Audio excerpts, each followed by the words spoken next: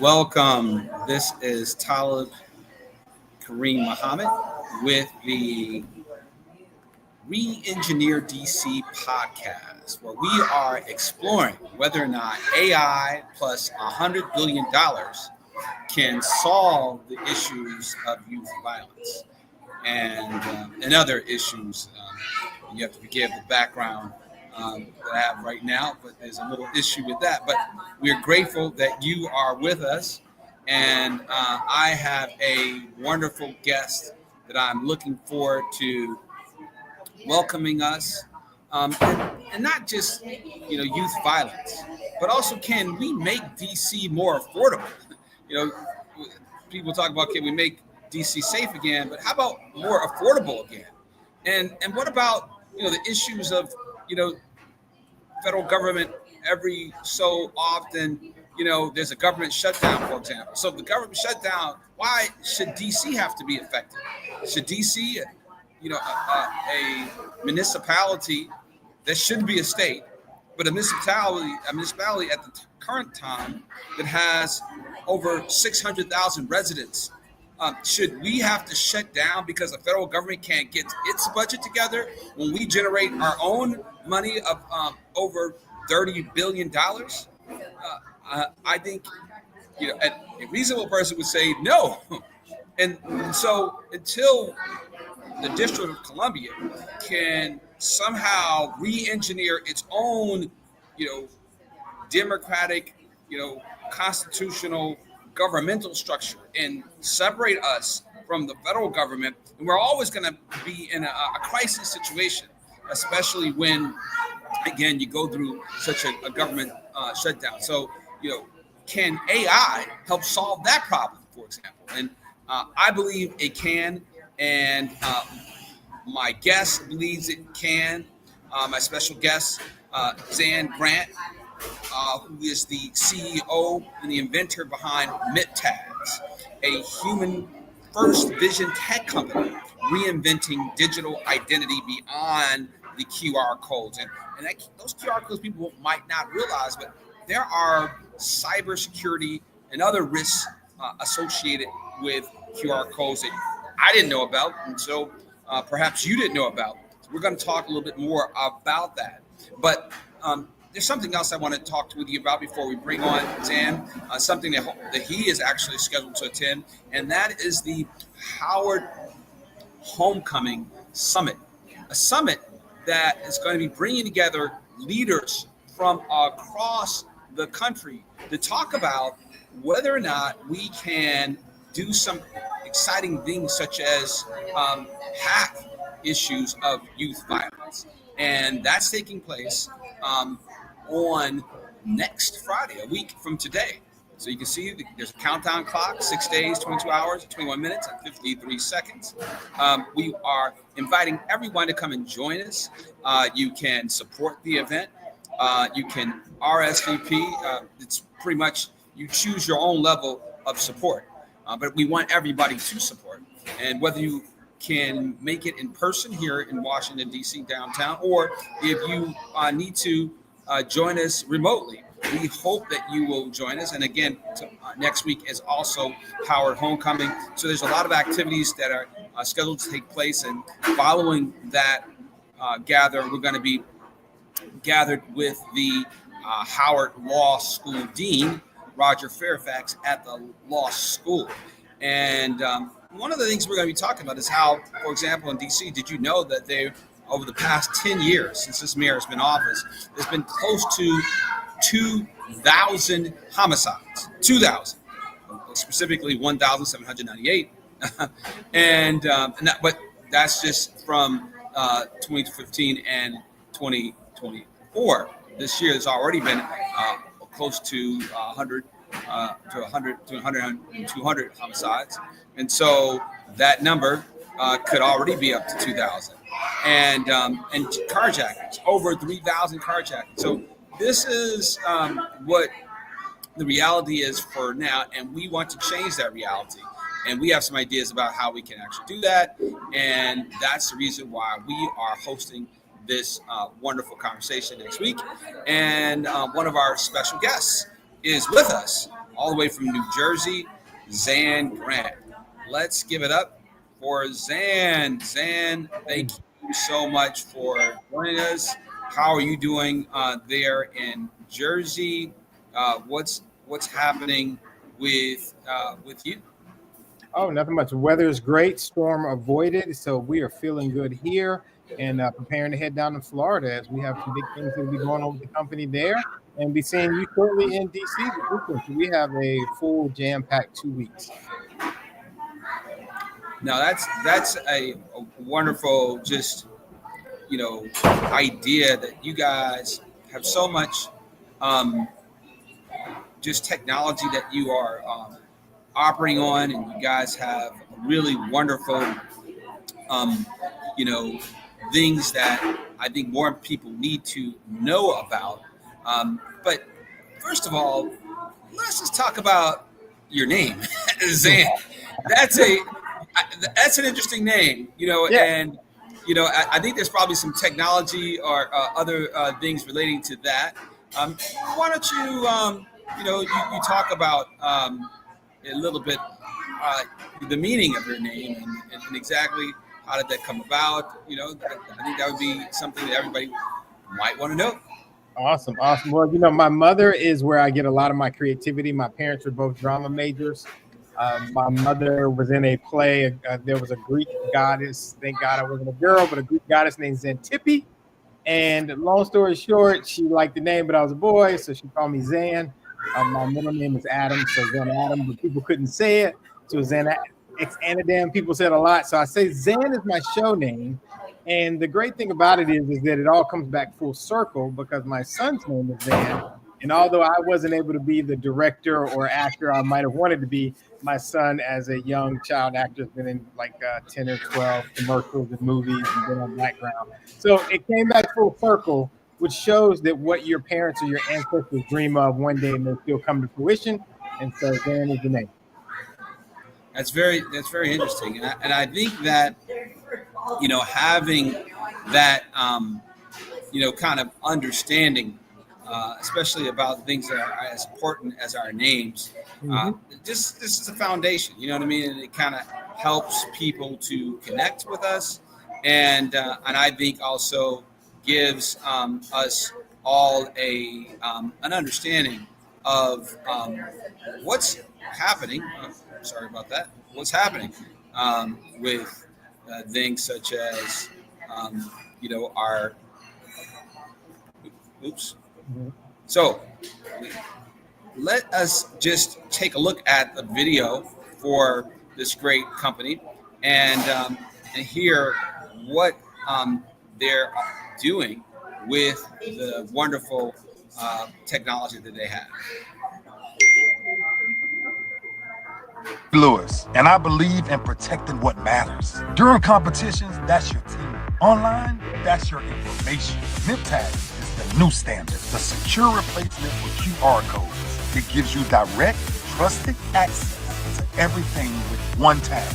Player profiles, game day programs, and official FHSAA links and partners all in one safe place. Scan it, speak it, type it, just MipTag it. Stay protected. Download MipTags today to connect like never before.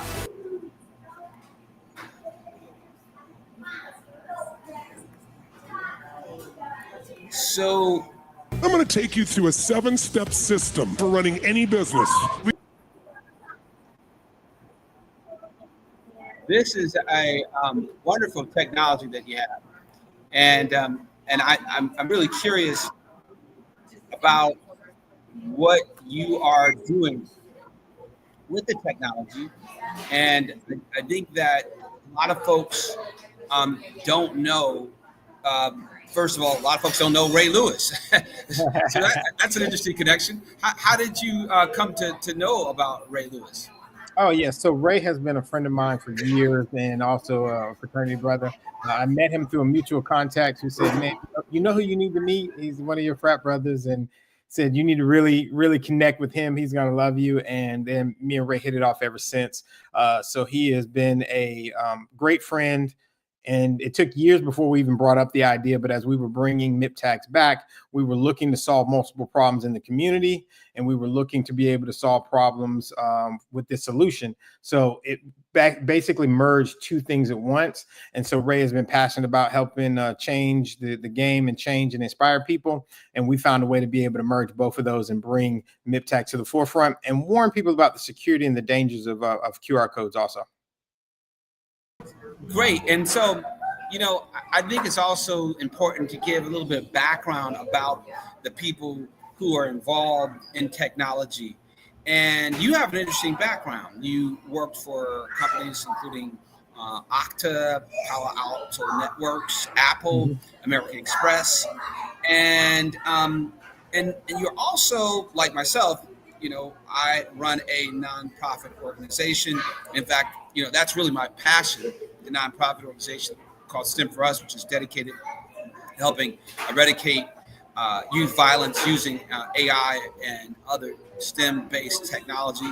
And you have a similar organization called the Ray of Hope Foundation, which is bridging mental health and STEAM education. Can you talk a little bit about, one, your background in the technology industry, but you were going to give me kind of a quick elevator pitch about your lifespan from the time you were a young person, let's say 18-year-old graduating from high school until now. What would that be like?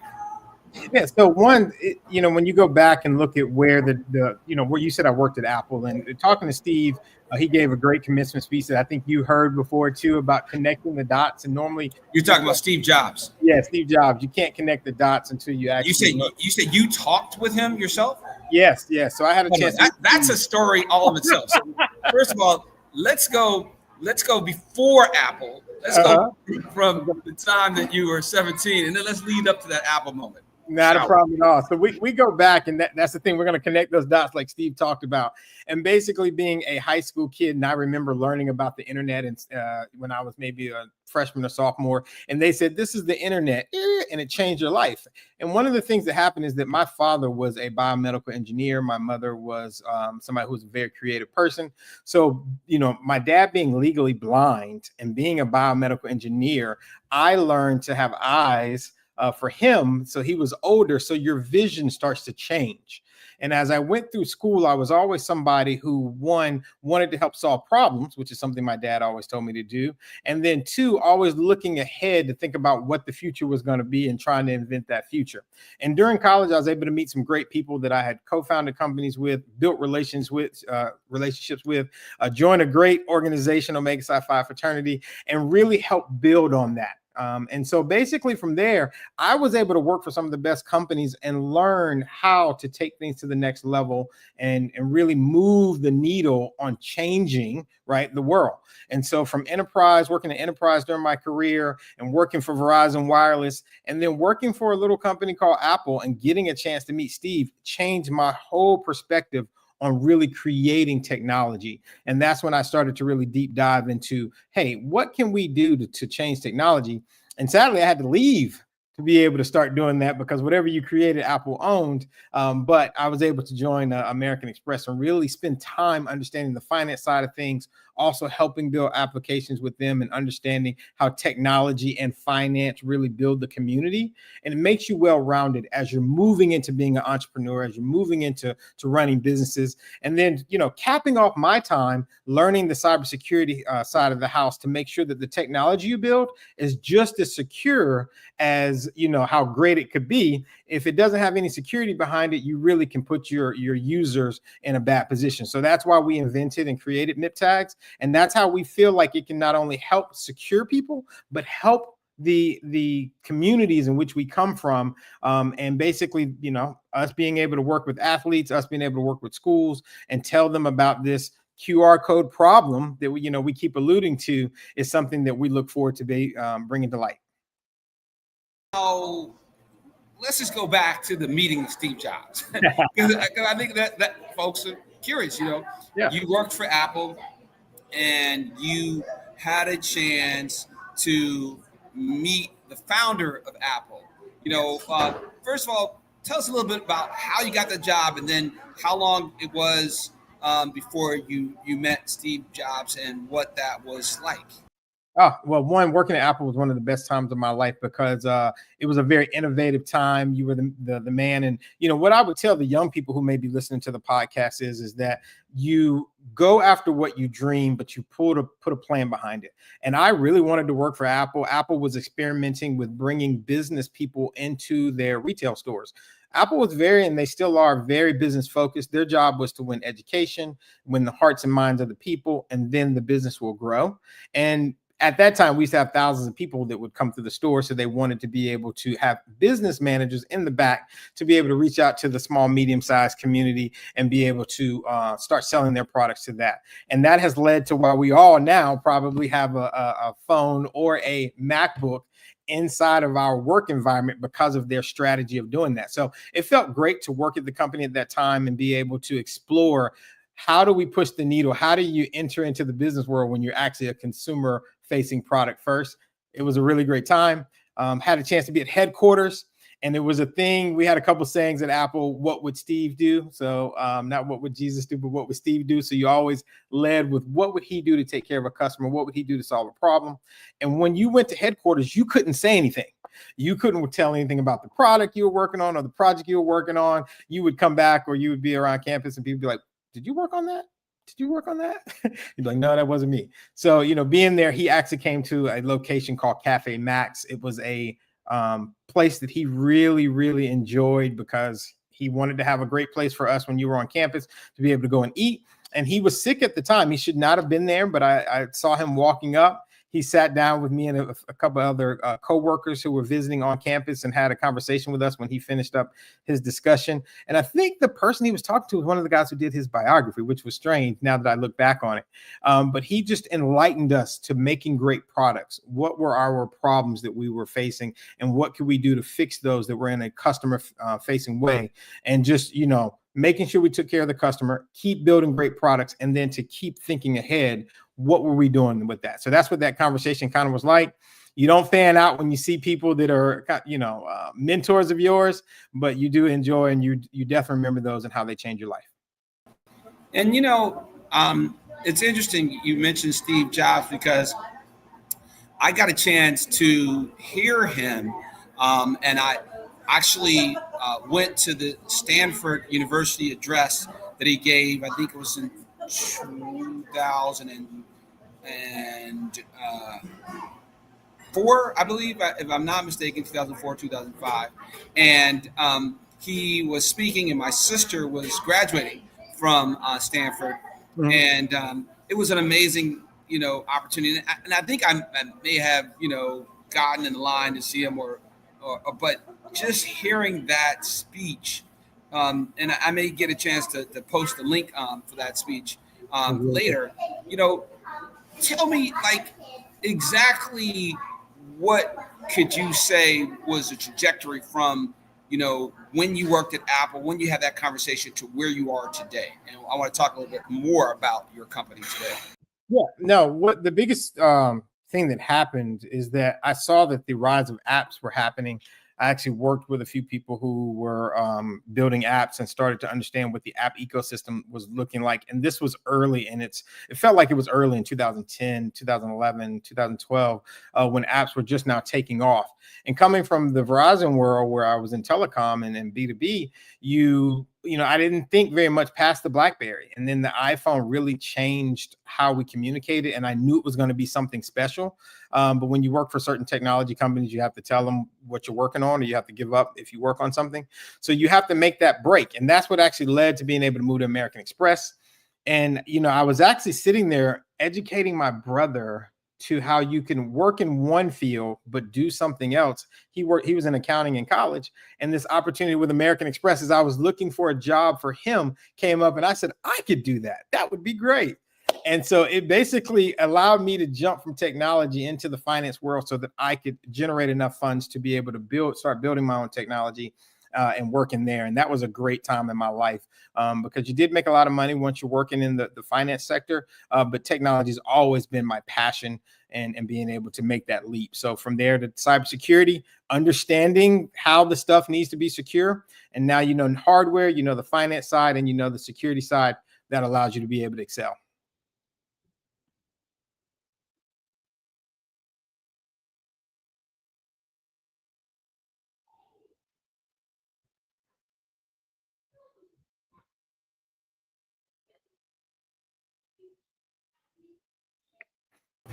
I was saying that it's cool to see how people like Steve Jobs can make an impact on your life. Yep. And, and at the same time, I think Steve Jobs' death, it did also affect me because it made me realize that even billionaires die. You know what I mean? It was like clear, like this guy's dead, and now all of his money is going to his wife. And interestingly, she, at least was engaged or to one of my own fraternity brothers, the former mayor of DC, Adrian Fenty, who also went to Howard Law. So it was just very interesting. And I think it's also important for us to think about our own mortality as we live, because a lot of people just live like, they're not going to die. Like they're not going to be held accountable. They live, and they work only for money. And as I tell my students, like money isn't real currency. That, currency is that which basically lasts forever, and I asked them, well, what is currency? Well, what is real currency? What lasts forever? And let me ask you, can you answer that question? What can you earn that will last forever? Oh, I think respect, but I say that in one breath that anything can be lost. But respect, I guess I'd have to really say respect. That's one of those riddles. I think respect is one of those big things. It can be lost, just like anything, but you can earn it and it can last forever. As people respect you, it can last way past when you're dead and gone. They can still respect you and appreciate what you've done. So I'm going to put that in the chat and see if anybody can guess the question to our students that we asked, and they also were stumped like you. Yeah, that's a new one. And I don't know if anybody else can answer that question. But what you can earn, the currency that you can earn that lasts forever, drum beat please, is your good deeds. Your good deeds is the only currency that you can earn in this lifetime that can benefit you in the next lifetime. You know what I mean? Yeah. And so, a lot of people think about their money and they covet their money, even our time. We covet our time. You know what I mean? Our reputation. We covet our reputation. Yep. But as you just talked about, all those things can be lost. The only thing that you can actually hold on to is your good deeds. Those things that you can bring with you, hopefully, to the next life, and that you can bank on, truly bank on and benefit from. And prayerfully, some of the things that you can also prayerfully benefit from also in the next life are the good deeds of your children, if you're raising them the right way. And that's what we want to talk a little bit more about in terms of your great company. Tell us a little bit about the technology that you have developed right now. Yeah. So what we've done is we've created something called MipTags, mobile information post tags. It's by Unit 52 Labs. So it's a collaboration with Ray and a company we had to be able to not only move information, but move it safely. What people don't realize is that QR codes are over 30 years old. They were not meant for us to be using in marketing, and definitely weren't meant for use in what we now would look at to be able to get over cybersecurity issues. And so what we did is we invented and patented a way to be able to see in human language, so you can read the back of that jersey or any other marketing or hear it and be able to communicate that like a human, but allow precision scanning from a machine. So when you're marketing, when you're doing anything, you want to be able to get your message, like you see the player on the screen now, be able to get his message offline and online. How many times have we seen a game or seen a place and be like, who's number 81? Who's that kid? Who's that guy? And the thing is that people like Colorado have tried to put the @ symbol on the back of a jersey so that you could communicate or be able to get to that person's social media. The University of Central Florida tried to put QR codes on the back of a jersey. They couldn't even put the number on there because they had to make it so big. And so what we did to be able to bring awareness is we're working with schools to be able to give them almost like a fundraiser to be able to receive free gear, receive the things that they need for practice or for a game, but then also to be able to communicate and get their message known. So off the player, directly onto the mobile phone, so that the consumer is protected, but the players or the business gets the data that they need to know that their message moves offline and online. Many times we think paper is dead. It doesn't work. You've got to be online, but we all know that we live in the real world. So we've created that secure way to be able to move your message offline, online safely, the way that humans know how to, but can do it with machines. And so we're human first. We use vision technology to be able to do it, but we're always human first and we're always security first. And I also know that some of your main customers are advertisers. Talk about, like the benefits of having your, kind of technology, the @ sign there, and what actually happens when somebody actually clicks on that. So why they would even want to have that in the first place. This is a great example. And in the next slide, you can actually show how we changed this. So this customer is a prime example of someone who wants to get his message off this billboard to his social media. So people are only using what they know. If there's a MIP tag, if our icon is there, then you're able to go directly to this customer's all of his information safely without giving up your information. So people are screaming, and this is a prime example of people screaming to try and solve this problem. I want you to connect with me online and not go through Google. I know that you can't read a QR code driving down the road at 70 miles an hour. And so he's trying to put his social media handle up there, and we'll show you the next image with the MIP tag on there. And he's trying to say, connect with me, and I'm verified, right? Blue check, I'm safe. This is me, not anybody else stealing my identity. And we think that's wrong. And so what we do is we use a MIP tag.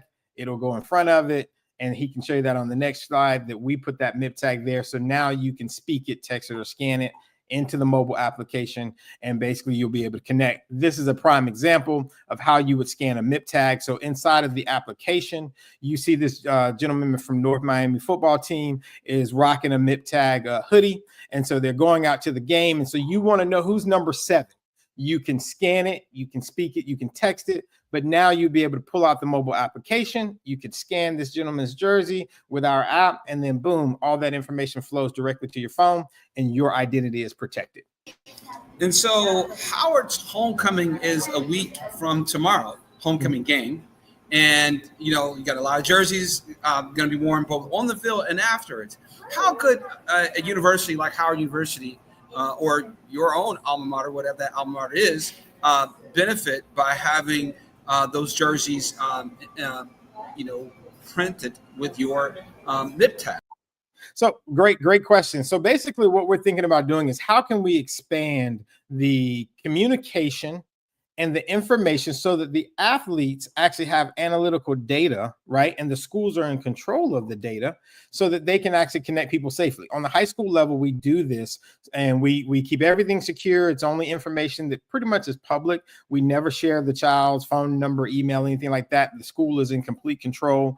And so basically colleges now would be able to have donations or tips or things of that nature flow through that MIP tag so that they can control the flow while having the analytical data. And so that a player can say, look, MIP tag me, right? You want to know about me? You want to connect with me? You don't have to go to Google where I don't know that you did this. You can MIP tag me now. And now the school, the player have analytical data that they never had before because you're actually able to use those MIP tags. So safe for the consumer, the right data for the person who has the MIP tag. So let's talk about, like the title of our podcast, can AI help to solve youth violence? Tell me, how could your technology itself, along with AI perhaps, help to address the issues of youth violence? Well, one of the things that we're looking to do is we need to be able to give back to these programs and help them out.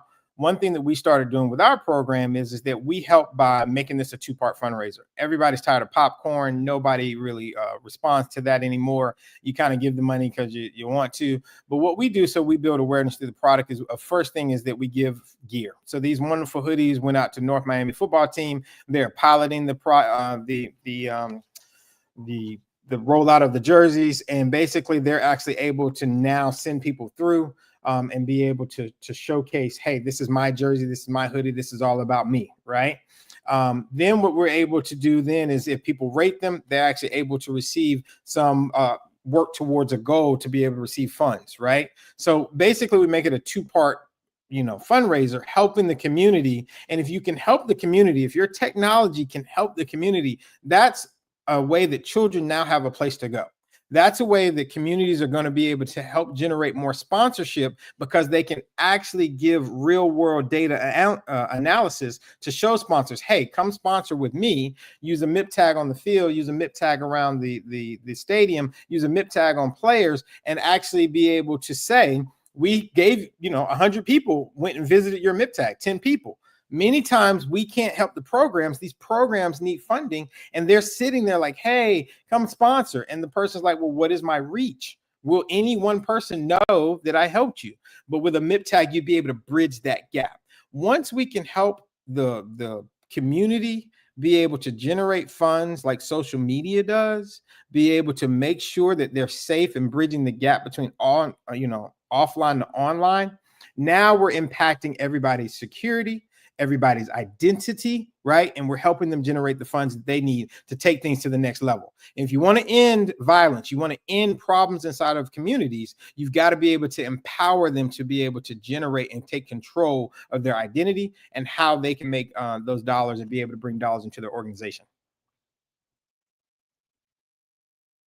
Now, one of the other questions that we're dealing with is, how can we solve affordability and issues, even like, a lack of democratic rights like statehood, using technology like yours and other AI-based technology? What ideas and solutions do you have, and how could your technology be a part of that solution?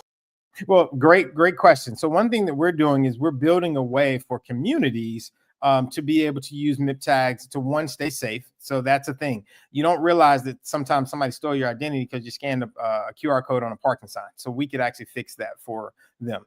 Two, we can help them generate sponsorship dollars in a static sign, but with dynamic information. So once communities, again, can start to generate funds like the technology sector, that allows communities to not have to be taxed. That allows those communities to have dollars to put towards those organizations and programs that impact you. And that's one thing that really Ray was attracted to, and being able to take Unit 52 Labs, build something like MipTags and all the other products we have coming out, and help impact the community in the right way and our youth. So if you can not tax the people, right, but you can generate funds in another way, wow, what can we do more with those dollars, right? And that's what we have to stop thinking about is, hey, how can I take technology and help us and help our community? And we're doing that with our technology and giving them a way to make a trackable, safe way to move information offline to online and keeping everybody happy. So, but the issue, how about, the problem of the lack of statehood, for example, because again, a lot of people don't realize when you think about affordability, because I want to go to the issue of say that, but hitting on this affordability issue, think about like a parent who works at a great place to work, like a Whole Foods, for example, right? We work at a Whole Foods. A lot of us go and we enjoy the food there. But then, do you know that the people who work at a Whole Foods, even for an average worker there, not to mention a manager, but a baseline worker, maybe in the produce section, on a full-time basis, their take-home pay is like at most like $900. Yep. $900 take-home pay, right? After taxes, every 2 weeks. So if you are making in DC, you can't find a 2-bedroom place in DC for anywhere, not even a roach infested, place for anywhere under like 2,500. You know what I mean? And if you want to get, really in a safe neighborhood, you're talking about around 4,500, right? Yep. 4,500 just in, if you want to live in a safe neighborhood. But say you're gonna just rough it out for a while, you're in a $2,500 rent. So 2,500, your monthly income from working at that one job is, do the math, that's 1,800, right? $900 every 2 weeks, 1,800 a month. So you're short just on rent. Yep. Now, as you know, most places, if you want to go and actually even apply for a lease, you have to be making 4 times the rent. Right. Four times the rent, right? So let's just say, hypothetically speaking, they let you, buy for 2 times the rent. You know what I mean? And so that means you have to have literally 2 jobs just for the rent, let alone the food that you got to feed your children, right? The clothes that you got to, put on your children's back, and the gas in the car that you have to occupy just to go to these different jobs. So then the question is, if let's just say hypothetically you are having 2 or maybe 3 jobs, and that means that you probably are working every day, 7 days a week, and you have maybe about 5 to 6 hours that you're at home to go and sleep. The question is, how much time do you have to do the homework with those children, right? Let alone be able to go and take off of work to go and pick up those children and bring them at home to make sure that they're not, being harmed or harming anybody else. Think about that. That's if you are just trying to survive, not thrive, but just survive. No vacation time, no expensive gifts, no scholarship money you're saving up for your children, perhaps. So again, let's drill a little bit more down. How can technology, you think, address that issue? Yeah, so a couple things that technology can do. One, again, I'm going to say it again. We have to figure out ways that schools, community, government can generate funds through advertising dollars. Think about this. Every single major technology company, including Apple, including Google, Amazon, sell advertisements, Netflix, right? So again, this is a picture of somebody who's trying to get offline to online. He's generating funds, but that funds from that billboard may not be going directly to the city, right? So what we want to be able to do is actually allow MipTags to do that, to move this information offline to online through the city. And so when you do that, you would lower the amount of taxes, you would increase revenue so that there would be more money to go into programs. If governments don't find ways to be, if governments don't find ways to think outside of the box a little bit, they're going to have problems. So that's the number one thing. 2, when you look at it from a place of, hey, where can we go to use this technology to help us? So 1, AI is going to be able to help educate those folks. And you can take this picture down and you can actually put that other one up there. For me, Talib, so you can actually put the other one up there. Yeah, so basically this gives another representation of MipTags, right? Our symbol moving that information. But you can use AI to be able to train folks and train your kids and help them make sure that they stay up to par. If you look at China right now, they're starting in kindergarten and in 1st grade to be able to have the kids have power to AI, okay? Now, we still need to think as humans and have the creativity to be able to think. So that's another way that we're going to be able to use technology to help keep them up to speed. If as a parent, you don't know, but now you have a tool, which that's what AI has to be at this time, a tool to help you educate your kids, then you can get them up to speed. If you have a tool that can help them spark their creativity, so not only can I draw out the picture, but now I can use AI to bring that picture to life, you're now sparking imagination. You're now teaching the child how to think outside of the box and use technology to get there. So now we have kids who are smarter, faster, better. Once you have kids that are smarter, faster, better, using the technology to assist them, the same way that we use a car to move faster and to go places, now your community will grow. So the great thing is that there is a democratization of knowledge. So basically somebody who is making $900 now, who might not have had that information or access to the information, has a chance to use AI to help it teach them something or be able to enhance their learning ability so that maybe they can move up in that job. Maybe they can learn the things to be able to be a manager and make that leap to making more money. So sometimes we have to use these tools for empowerment for our community to take that next step and to be creators that can give back to the community. If you can create and you can give back to the community, that is the first way that we can end a lot of the violence. That's the first way that we can give people the hope they need so that they can take it to the next level. Well, you know, I agree. I do think that technology can be used to help you generate, you know, your own resume. It can help you prep for an interview. You know, give you even feedback on your responses to interview questions. I mean, AI is tremendous, but the issue of just reducing the high rent. You know, there's a guy who was running for mayor, I think, in New York, and said, you know, rent is too damn high. You know what I mean? Well, rent is too damn high in DC. That's the real, you know, as we just talked about. And so, you know, I not just rent, but even my haircut, man. You know, haircuts are like $100 now. You know what I mean? I mean, it's crazy. Like, I was talking to my stepson. I was like, man, you know, haircuts used to be like $5. You know what I mean? But now they're $100. You know what I mean? You know, clothes. You know, the cost of construction. You know, everything is so expensive. So, you know, even if one person came up, you know, but you have, you know, 600,000 people, you know, in DC who are still, you know, struggling. You know what I mean? How do we figure out a way with technology to just bring down the cost, or make sure that everybody has a basic minimum income, if you will? You know, and I know we got to bring this to a close, and so maybe just give us some closing thoughts about that, and maybe also how technology can address the issues of I think lack of statehood. Yeah, no, I think that, you know, the lack of statehood may be bigger than me today, but I think that if we take the information and the knowledge that we have and where AI is going, we're not going to be able to put it into a box.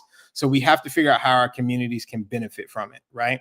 And what can we do to do that? So again, we have to take the amount of money that is generated and that needs to go into the system away from just purely paying. That's one thing we're doing with MipTags. We're giving people the ability to now be able to generate funds from advertisements, to be able to do donations and tips here coming very soon, and be able to move the flow of money to them for their content, for their work, for whatever that marketing is.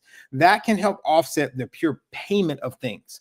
That allows you to be able to do that, right? That's why there's tons of advertisements around you know, a facility, but here we are walking every day and not being able to benefit from that. The city buses, things like that, they have marketing and advertisement, but wouldn't it be great if we could quantify that? So I think that's one first step that we have to. Two, we have to remember that now there is a democratization. So everybody has a chance, a fair chance to go out there and learn about what's next. You have a teacher that can help you, and that will help us fix some problems inside of our city. And then two, being able to use the AI to lower and make us more efficient, bring home the cost of things is going to be huge. And that's some of the things that we're looking at doing with our vision technology, and being able to see again on the screen, see this jersey, see their MipTag, see everything that's going on inside of their world from the back of that jersey or off of them is where the future is going and where we need to be. And that's what we're happy to help them with. And if we can drive home, you know, revenue that doesn't come from the people, it comes from, you know, being in front of the people, I think that's going to help us lower some costs and be able to keep everybody secure. And then we can put that money back into those programs because we have it. So there's $100 billion that's going to be there. How can we help the youth take away our idea of, you know, I need to go out here and either sell drugs or shoot somebody or harm somebody, to train them on their mental health, to train them on how they can get to the next line? This is what we're looking to do with the technology. Really bring it home to how it helps the community and generate funds that can benefit everyone inside of that community is what we're about, and what I think is the next step when we use technology. So the next question and last question is, how do you think AI can help us, the 600 to 700,000 plus people in Washington, D.C., secure statehood? Is it possible? So again, you know, I don't claim to be an expert in the statehood arena of where we're going. I think that if AI can help us crunch the data, right, that we need to be able to present it as something that should be done, then it will be the 51st. It could be the 51st state, we could say, right? I think that if AI can help keep, again, offset cost or make things more efficient, it allows you to be the 51st state. But I think the AI is really a data-driven product. It does well with that at this time. And that's what we're going to have to use in order to be able to deliver the numbers. What are the real numbers that are there that have been tabulated to move us forward? And you know what? That might be a question that we have to really give to AI to see what it tells us and how it can help us fix it. You know, and it's interesting, again, as you said, the queries you can, you know, put in. And I'd like for people to go ahead and put that query in. And what do you get out? What do you get when you put in the query? Can DC be a state, and what it would take to achieve that? Because clearly the work that has been put on, not to diss any of it, has not worked. You know what I mean? There has definitely been efforts, and some people will say that the people who are in power, perhaps the mayor, and particularly, that they don't mind there not being statehood. And they kind of just use it as an easy, convenient excuse when things like a takeover of the government by the federal government happens, because they can blame them as opposed to say, okay, well, I've been in office for 10 years and we have close to 2,000 murders. Wow, and there's been a 70% increase in the number of murders than when I got in. So it's easy to blame the federal government. They're taking over. Yep. And also they say it's also convenient because when you have only 14 people in control of all the decisions that are taking place, just 14, right, in a place that could be a state, it's much more, you have much more power than if you have to share that with a state legislature that would have perhaps as many as 51 or maybe 100, to some extent, if you live in a big state, people who are stakeholders having to be involved, and who, the wealthy, let's say Washington Commanders, they just got, $1.5 billion to basically renovate 200 acres that was given to them basically by the city. So you and I don't have that type of influence. Like, I can't come to the city council, which we did twice, and say, hey, we would like to solve youth violence with a program that would make sure that every child is getting home safely, because we would pick them up from school and actually not take them home, but take them to our center and make sure they do their homework first, which is, the number one determinant whether or not a child is going to be disruptive in school the next day is whether or not they're doing their homework, right? Very much so. And then we would take them off the streets during the number one most deadly time during every weekday, and that's 3 to 5, because their parents are at work and the children are out of school. And you don't know what's happening to those children if you're not, again, you can't afford to pick your child up from school and make sure they get safely home. So we asked for that, just $5 million, not $5 billion, not $500 million, you know what I mean? Not 1.5. And they said they didn't have the money for us, but 2 days later, they said they didn't have any money for us, and they canceled a lot of other, programs because they said they were in a deficit. But 2 days later, they approved $1.5 billion for the Washington Commanders. Now, I'm a Washington Commanders, fan. I got Washington Commanders gear. I love going to Washington Commanders games. Yes. Come on. They don't need your money. Even Stephen A. Smith said they don't need your money. They can, basically, you just give them the land. They can, use their own money for that. But no, that was not to be. And again, when the federal government came and stepped in, they wanted to blame the federal government. So this whole idea about statehood, to me, I don't think that the people in charge are really serious about it. And hopefully, if we put some technology behind it, we can actually secure it. What do you think about that, brother? I 100% agree. And again, I'm going to take it back to what we were trying to do. If we could use, and that's why MipTags is on a path, right? And that's why we say, hey, if everybody can go out and download the app, and rate the app. That gives us the next level, right? As we take off and start moving to the next direction.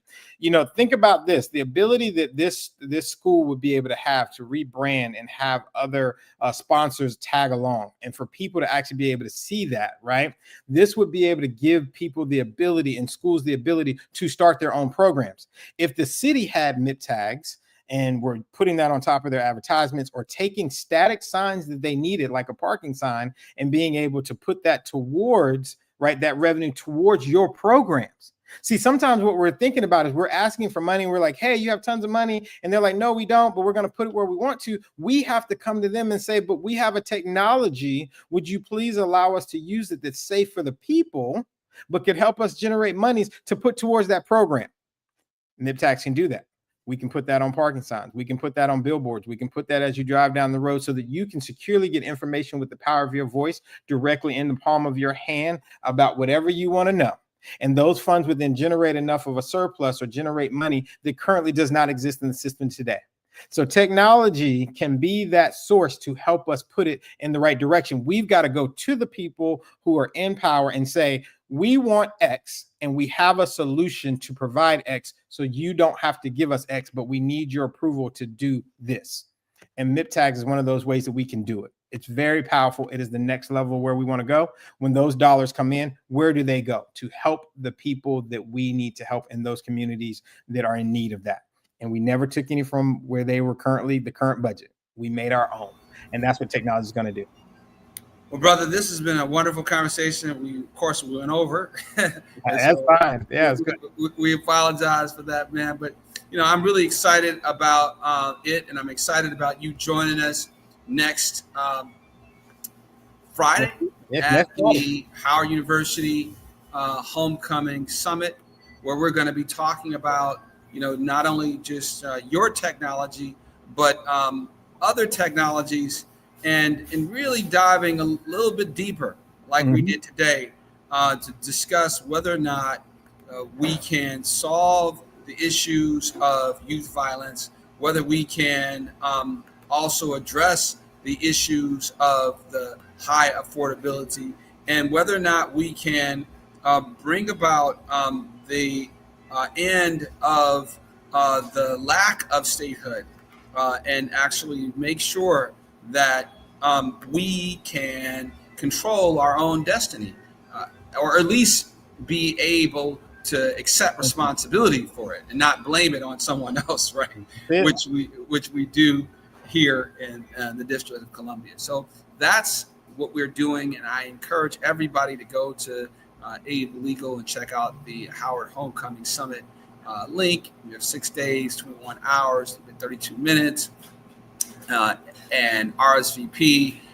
You can give whatever you choose to support the cause, but I think it's definitely 3 causes, in fact, that's worthy of your time. And we look forward to having a very good conversation with the leaders. We already have folks not only like yourself, but also Air Force pilots, and we have other technology leaders, lawyers. So it's really wonderful to see the outpouring of support, and we're looking forward to a very I think even intimate conversation, because I like to have conversations, dialogues around a room where we get a chance to meet each other, and we get a chance to really share the concepts and the ideas and the feedback, and we develop a family type of setting where we can approach this problem, and I think that's really what's at the heart of why we have so much violence. We talk about close to 2,000 homicides. When you think about this, these are mostly Black people. Let's folks want to talk about the Republicans, but this right here is a sign of what's happening, not just here in DC, but all over the country, man. Black people are killing, are brutalizing, are robbing, are scamming. You know what I mean? Other Black people every single day. And this doesn't have anything to do with the man, although we clearly, we know that the environment that we're in, we're set up to, some people argue to perpetuate what we're having, and I get that, and I agree that there are some things that a lot of things that contribute, particularly this media. You look at just how bombarded our people are with this negative media, particularly TikTok. That's so toxic. It used to be, instead of TikTok, it used to be toxic talk or something like that. I mean, honestly, it's incredible, and to see, particularly sadly, how many mothers are just almost hooked to this every day, which prevents them from having time to basically do the homework. For those who for example, don't have to maybe work, but yet they are not helping their children with homework because TikTok is so intoxicating, if you will. So it's a balance between it's a balance between technology and consumerism and creative. Yes. And that's what we have to get over, is we have to teach folks that you need to become a creator and not always a consumer. If we can get to that level, I think we're going to be at the forefront of. Absolutely. Well, again, it was great talking with you, brother. I just salute you and all the good work that you're doing. We want to encourage everybody, if you haven't already done, download that app today. And one of your fraternity brothers gave you a little shout out, the RQQ, Brother Grant. I don't know what RQQ means, but I know you know what it means. I guess know what it means. That's good. That's all that matters. Kevin was amazing. We're everywhere. South Carolina State University is everywhere. Okay. Well, we're glad to see that is the case. So again, brother, thank you so much. We're looking forward to seeing you. And, I just encourage you all to go and, download the app. Just check out the opportunity to gather with us next Friday. And let's keep working on this issue. We have to, in this issue of youth violence, we have to solve the high cost of living issue. And we got to end the lack of democracy, lack of statehood in DC. And I don't want to blame anybody except ourselves. We got to take on this for ourselves. And I think that once we start doing that, when we start taking responsibilities for ourselves, we'll start seeing greater outcomes. Right? Would you not agree, brother? Yeah, I would agree, 1,000%. Thank you, Brother Grant. Have a great, wonderful afternoon, and look forward to seeing you next Friday. You too. Have a great one. Excellent.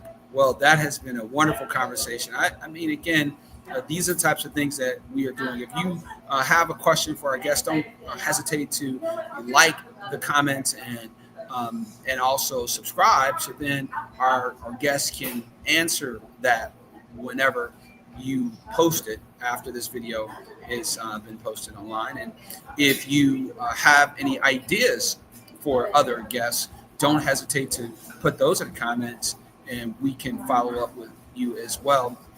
And of course, come check us out next week. We're really excited about the conversation that is set to take place during Howard Homecoming weekend. And next week, we actually have some more guests. And so look forward to that as well.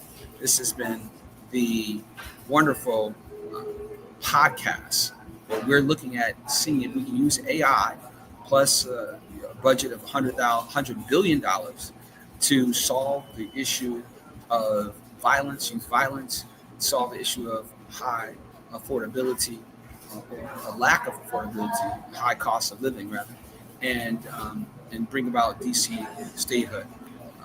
And I hope that we can, and with your help, by working together, I am prayerful that we can win together. Thank you so much. And I pray that everybody has a wonderful day or evening, and that we keep our eyes focused on the prize. Let us do that and enjoy the tunes as we fade to black.